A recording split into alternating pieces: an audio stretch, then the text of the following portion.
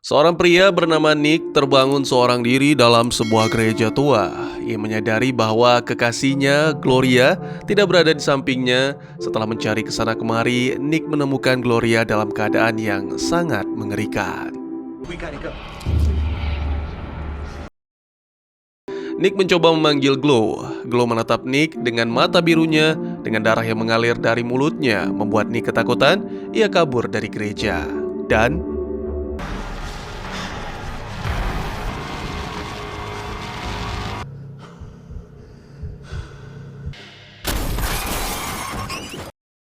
Nick pun dilarikan ke rumah sakit. Polisi menghubungi ibunya karena ternyata Nick sudah lama kabur dari rumah. Sayangnya pertemuan dengan sang ibu malah berakhir dengan pertengkaran. Nick akhirnya dititipkan pada ayahnya, Travis. Di rumah sakit, Nick yang gelisah dan ketakutan akhirnya bercerita pada Travis. Ia bercerita tentang gereja tua tempat ia dan Glow tinggal. Di sana ia mengaku bahwa telah melihat Gloria berubah menjadi pemakan manusia. Awalnya Travis tak percaya sampai ia sendiri mendatangi gereja tua itu. Di sana ia melihat darah berceceran di lantai dan secara tiba-tiba menemukan seorang pria bersembunyi di balik pintu dan mulai berlari ketakutan sambil berteriak.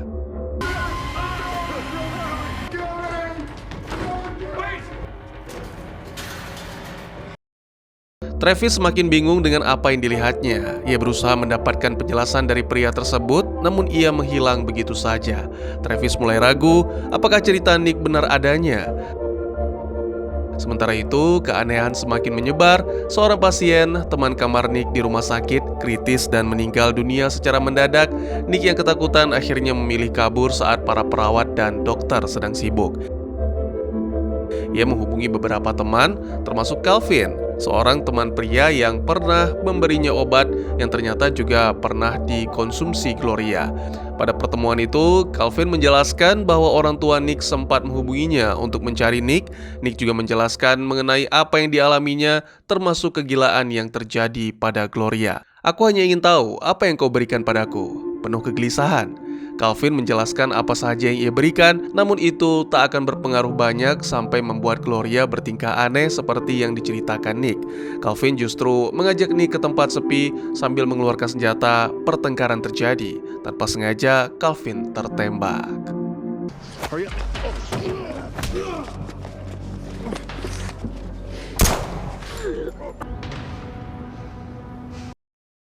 Putus asa, Nick menghubungi ayah tirinya.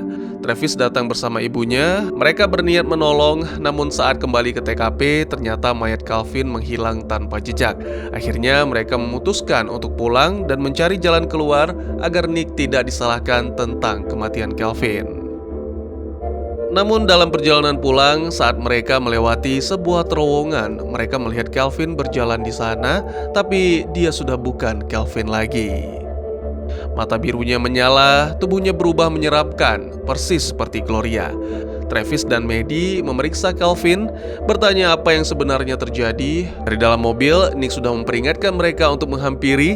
"Dia akan membunuhmu," sambil berteriak.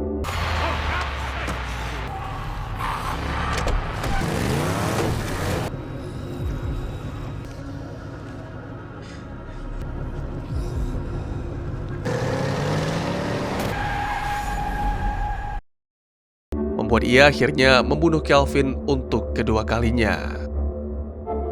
Tubuh Calvin terhempas, tapi perlahan ia kembali membuka matanya. Mata birunya memandang ke arah Nick dengan tajam. Jelas Calvin sudah bukan manusia lagi. Dia adalah makhluk mengerikan seperti zombie. Adegan menampilkan suasana yang hening tapi menegangkan, di mana kepala sekolah berjalan sendirian di koridor. Sementara itu, Alicia, adik Travis, pergi mencari pacarnya, Matt. Tapi yang ia temukan hanyalah rumah kosong dan berantakan, tidak ada Matt di sana. Di sisi lain, Nick bersama orang tuanya yang baru saja menabrak Calvin kini memutuskan untuk pergi meninggalkan kota. Mereka mulai menyusun rencana untuk mengungsi sambil berusaha menghubungi Alicia. Namun masalah muncul, Alicia menolak pergi karena Matt sedang sakit parah. Maddie, ibunya, tetap bersikeras menjemput Alicia. Ia meminta putrinya untuk jaga jarak dengan Matt. Saat mereka sampai di rumah Matt, Travis membuka baju Matt dan menemukan Is that how it happens? Matt yang tampak lebih mengerti situasi memaksa Alicia untuk meninggalkannya dan ikut bersama keluarganya. Setelah kembali ke rumah untuk bersiap, Travis melihat tetangganya, Nyonya Chris, yang santai saja sedang menyiapkan pesta ulang tahun. Nick mendesak ibunya agar memberitahu tetangga tentang bahaya yang sedang terjadi, tapi Maddie hanya berjanji akan mengatakannya nanti. Masalah belum selesai, Travis juga harus menjemput anaknya yang lain, Chris. Karena tak ada jawaban telepon, Travis pun berangkat sendiri meninggalkan Maddie di rumah. Nick sendiri semakin parah, ia terbaring karena sakau, membuat suasana di rumah semakin kacau. Maddie akhirnya nekat pergi ke sekolah untuk mencari obat-obatan yang pernah disita. Di sisi lain, Chris terjebak di tengah kericuhan masyarakat. Semua bermula dari seorang polisi yang menembak seorang tunawisma, warga marah, polisi menambah pasukan, dan kerumunan makin tak terkendali. Saat Travis mencoba menjemput, Chris menolak karena justru ingin ikut menyaksikan demo itu. Sementara itu, Alicia harus berjuang sendirian merawat Nick yang sakau hingga kejang dan muntah-muntah. Di sekolah, Maddie bertemu muridnya, Tobias. Setelah berhasil mengambil obat, mereka juga menyelinap ke kantin untuk mengambil persediaan makanan. Tobias tampak lebih paham soal apa yang sebenarnya terjadi.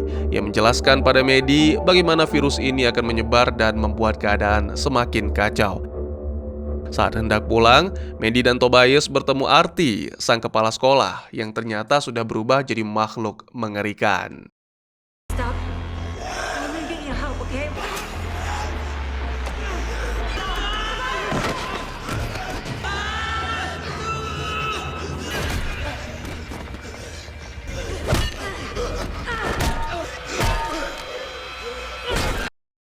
Sementara itu, kerusuhan semakin parah. Warga terus protes, polisi menembak, dan mayat tunawisma itu dijaga ketat. Di tengah kerumunan, seorang polisi wanita yang sedang berjaga tiba-tiba dihampiri oleh sosok yang berjalan perlahan.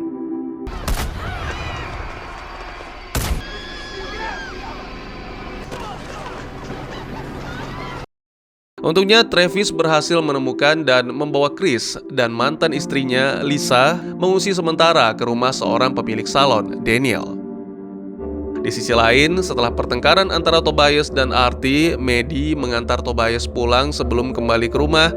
Ia memberikan obat pada Nick, lalu membersihkan darah di jaketnya. Saat Travis menelpon, ia meminta Maddie untuk segera kabur ke gurun tanpa menunggu dirinya, tapi Maddie menolak. Ia bersikeras menunggu keluarganya lengkap. Situasi makin mencekam, tetangga mulai pergi satu persatu. Alicia bahkan melihat tetangganya sendiri diserang secara brutal oleh makhluk aneh, tapi ibunya melarang ikut campur.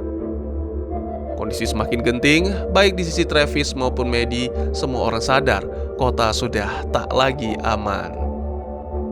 Suasana tidak membaik, kota semakin kacau dan menegangkan. Chris mengintip keadaan kota dari balik lubang kecil di rumah salon tempat mereka bersembunyi. Tiba-tiba, Chris. sementara itu, di rumah Maddie, situasi tak kalah menegangkan. Listrik dan telepon sudah terputus, tetangga depan sunyi, tak ada tanda-tanda kehidupan. Meski begitu, Maddie tetap bersikeras menunggu kepulangan Travis. Di kota, kondisi semakin memburuk. Dinding salon tempat Travis, Chris, dan Lisa bersembunyi mulai dihantam massa. Mereka akhirnya memutuskan keluar. Begitu pintu dibuka, keadaan semakin kacau.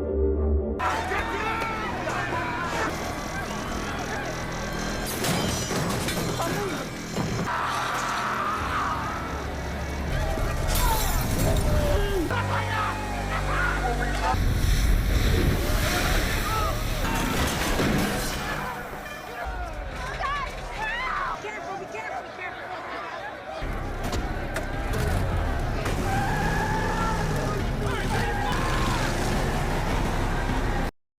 Saat perjalanan pulang, mereka melewati rumah sakit yang tak kalah mengerikan. Polisi menembaki makhluk-makhluk itu, sementara korban terus berjatuhan. Sedangkan di rumah, Maddie dan anak-anak mencoba mencari jalan aman. Nick membawa mereka ke rumah seorang tetangga bernama Tran, karena di sana ada senjata. Namun rumah itu ternyata kosong. Saat Maddie dan Nick mencari senjata, Alicia justru mendapati seseorang masuk ke rumahnya. Situasi semakin berbahaya. Ketika Travis sampai di perumahan, yang ia temukan hanyalah Peter, tetangga mereka yang sudah berubah. Travis berusaha memanggil Peter, namun sia-sia. The shells.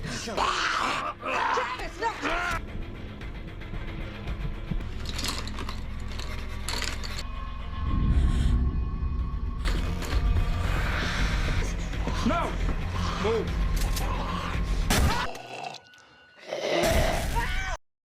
Ketegangan semakin meningkat ketika Alicia menjerit. Ia dikejar Susan, tetangga lainnya yang juga sudah berubah. Chris mencoba menolong, tapi justru malah membuat Alicia salah paham. Perdebatan pun terjadi antara Chris, Travis, dan Alicia. Semua akhirnya berkumpul kembali. Travis mengumumkan rencana pergi besok pagi, bukan malam itu. Hal ini memicu kemarahan Maddie dan Alicia, namun perdebatan tak membuahkan hasil. Mereka tetap harus menunggu hingga esok. Di keluarga Daniel, suasana serupa terjadi. Anaknya ingin ikut pergi bersama Travis, tapi Daniel bersikeras menunggu sepupu mereka yang dijanjikan datang. Malam itu, di lantai bawah, Maddie berbincang dengan Lisa. Dengan serius ia berpesan, jika suatu hari ia berubah seperti Susan, Lisa harus menjaga kedua anaknya. Lisa hanya terdiam, tak sanggup menjawab. Keesokan paginya, sebelum berangkat, Travis memilih untuk menguburkan Peter, sementara Chris belajar menggunakan senjata dari Daniel. Namun Travis tak setuju, ia malah memaksa Chris membantu membereskan mobil ketimbang memegang senjata. Dalam perjalanan, Maddie melihat Patrick, suami Susan, baru saja pulang. Ia berusaha menahan Patrick agar tidak melihat istrinya, tapi terlambat. Patrick melihat Susan sudah berubah menjadi monster.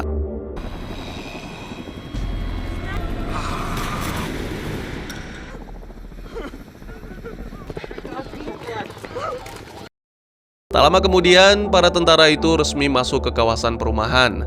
Mereka menyisir rumah-rumah, memeriksa setiap orang, dan mengamankan mayat yang terjangkit. Bagi keluarga Travis, kedatangan para anggota militer terasa seperti harapan baru. Namun keluarga Daniel hanya bisa menatap dari jauh tanpa menjelaskan nasib mereka berikutnya. Perasaan campur aduk antara lega, takut, dan penuh tanda tanya tentang apa yang akan terjadi selanjutnya. Setelah banyak kesulitan dan kekacauan yang terjadi, kehadiran militer sebelumnya membawa sedikit ketenangan untuk warga komplek. Travis pun terlihat lari pagi di komplek perumahan yang kini dikelilingi pagar tinggi. Tentara berjaga di setiap sudut, seolah keamanan sudah terkendali, tapi kenyataannya semua orang hanya dikurung di dalam.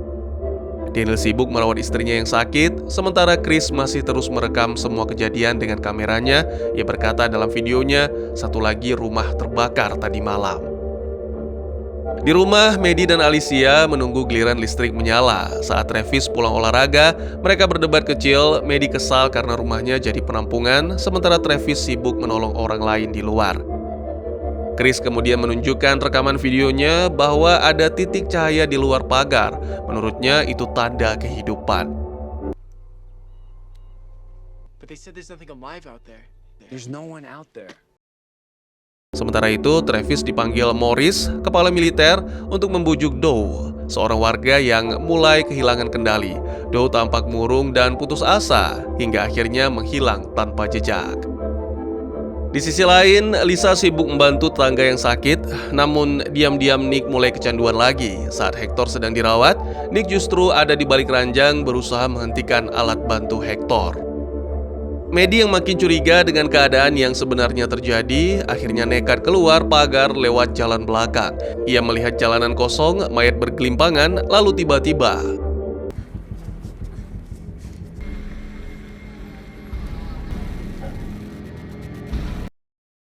setelah kembali ke rumah, tanpa sengaja Maddie memergoki Nick mengobrak-abrik rumah Hector mencari obat, sehingga emosi Maddie pun memuncak.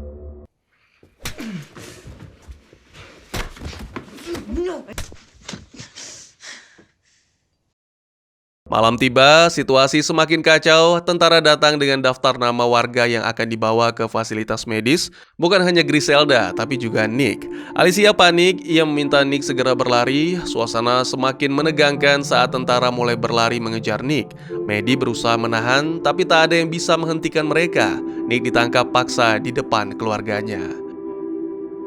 Di saat yang sama, Dr. Exner membujuk Lisa untuk ikut ke rumah sakit. Lisa akhirnya pergi bersama tentara, meninggalkan Chris dan yang lain. Dari kejauhan, Maddie melihat Lisa dibawa pergi, dan ia yakin Lisa adalah pengkhianat yang membuat Nick ditangkap. Travis naik ke atap untuk menenangkan diri. Dari sana ia melihat titik cahaya yang sama seperti yang diceritakan Chris. Apakah benar ada kehidupan di luar? Setelah satu persatu anggota keluarga mereka berhasil dibawa ke fasilitas umum milik pemerintah, suasana di rumah Maddie saat itu semakin kacau. Di sebuah ruangan besar yang asing, penuh orang-orang yang sebelumnya hilang dari komplek, termasuk Do, tetangga Travis. Ia duduk depresi, ditemani seorang pria berjas hitam yang misterius. Saat Do makin tertekan, tentara tiba-tiba membawanya pergi, meninggalkan pria berjas itu bersama Nick. Alright, open up. Let's go.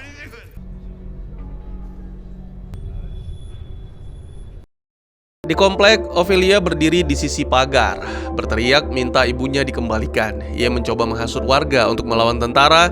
Salah seorang tentara hampir mengancam Ophelia, namun Andy, pacar Ophelia yang juga seorang tentara, datang menenangkan dan berjanji akan mengurus Ophelia. Ia akhirnya menghampiri Ophelia dan mengantarnya pulang. Sementara itu, Travis dan Maddie berdebat soal rencana ke depan. Chris yang masih sakit hati karena ditinggalkan Liza ikut menyalahkan ayahnya. Travis akhirnya mencoba menenangkan lalu bersiap mencari Liza dan Nick. Di fasilitas kesehatan, Liza resmi membantu Dr. Exner, tapi setiap kali ia meminta bertemu Chris atau Nick, Exner selalu mengabaikan. Kembali ke rumah, Maddie mencari Alicia. Ia justru menemukan ruang bawah tanah dan di sana ia menemukan Stop.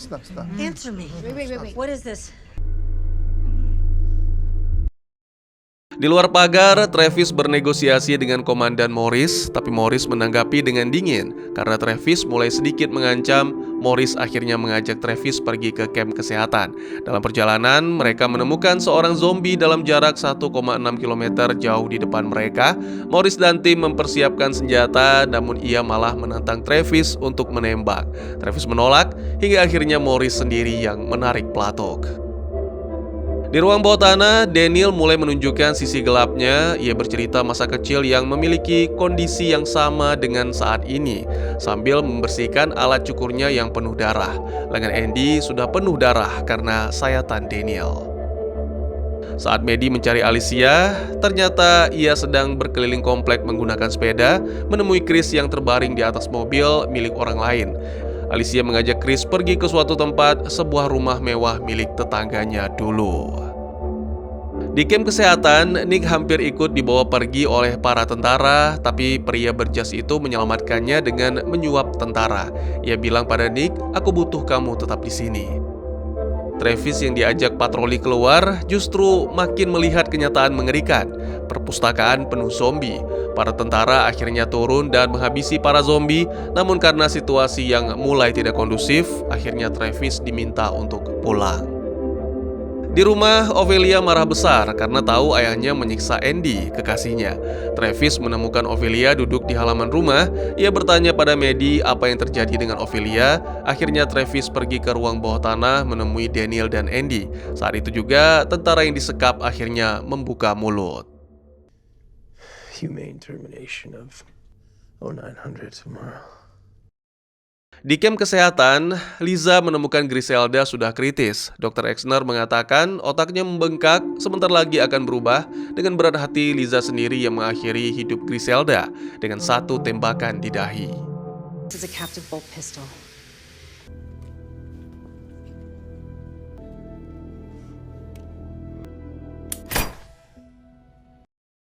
Daniel yang berjalan keluar menyadari truk-truk tentara mulai pergi membawa barang.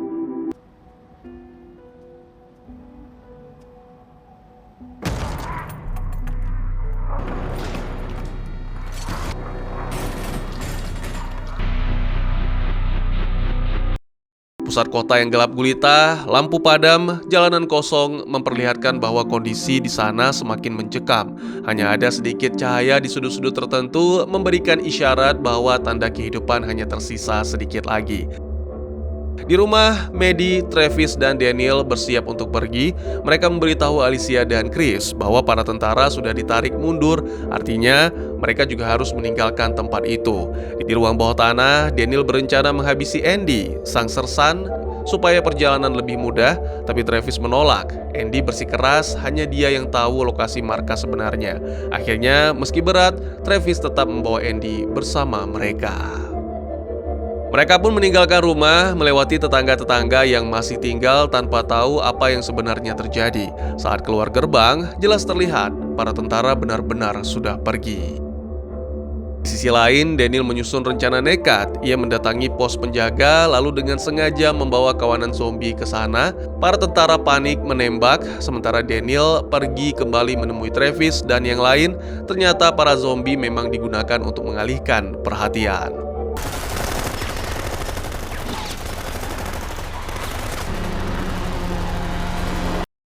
Sementara itu, di fasilitas umum, Nick dan yang lain mulai gelisah. Tiba-tiba lampu padam, membuat semua orang semakin gelisah dan panik. Dr. Exner menyadari markas sudah diserbu.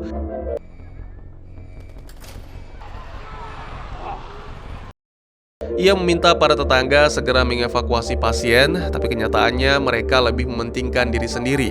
Liza memohon agar Chris dan keluarga bisa dijemput, namun Dr. Exner mengatakan bahwa mereka tak pernah berniat menjemput keluarga Liza.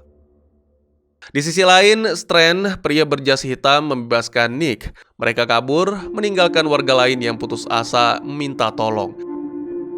Di parkiran, Alicia dan Chris dihadang tentara yang mengincar mobil mereka. Chris melawan, tapi dipukul habis-habisan. Alicia akhirnya menyerahkan kunci. Di pintu depan markas, situasi makin kacau. Para zombie berhasil menjebol pagar. Tentara kewalahan satu persatu roboh. Liza pun berlari masuk ketakutan.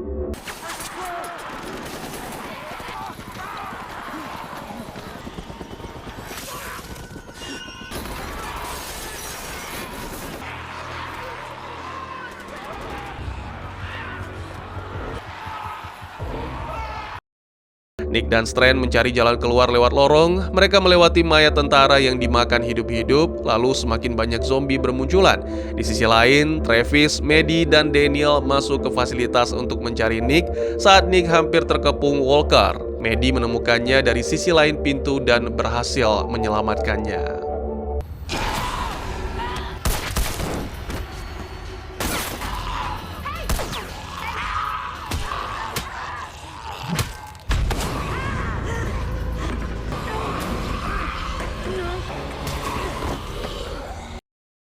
Namun kebahagiaan itu tak lengkap. Daniel bertanya pada Liza tentang Griselda. Sayangnya Liza hanya bisa berkata maaf.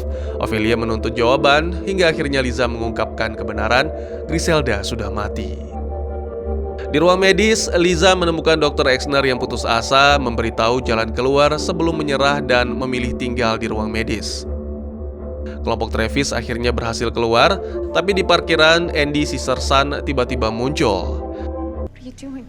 Just put the gun down.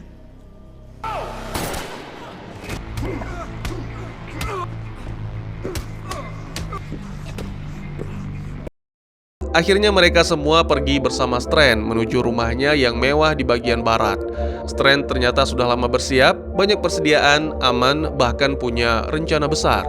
Tapi Nick curiga ketika melihat Strand berkemas. Ternyata Strand tak berniat tinggal lama. Ia mengatakan mereka harus tetap bergerak sambil menunjukkan kapalnya yang bernama Abigail yang berada jauh di tengah laut. Sementara itu, tragedi lain terjadi. Liza menyendiri di pantai. Maddie mengikutinya, lalu melihat luka gigitan di tubuh Liza. Ia sudah terinfeksi. Liza mohon agar hidupnya diakhiri sebelum berubah. Travis menolak, masih berharap ia bisa merawat Liza. Tapi Liza dengan tegas meminta Travis melakukannya. Ia hanya ingin Travis menjaga Chris. Suara tembakan terdengar. Liza mati di tangan orang yang ia percaya. Chris menangis di sisi mayat ibunya. Travis terdiam di pantai menatap laut, sementara Maddie berusaha menenangkannya. Ya, satu keluarga hancur, banyak nyawa melayang, dan rencana besar Strand akhirnya terungkap. Tapi perjalanan mereka belum selesai. Abigail, kapal misterius itu, jadi satu-satunya harapan di tengah dunia yang sudah runtuh.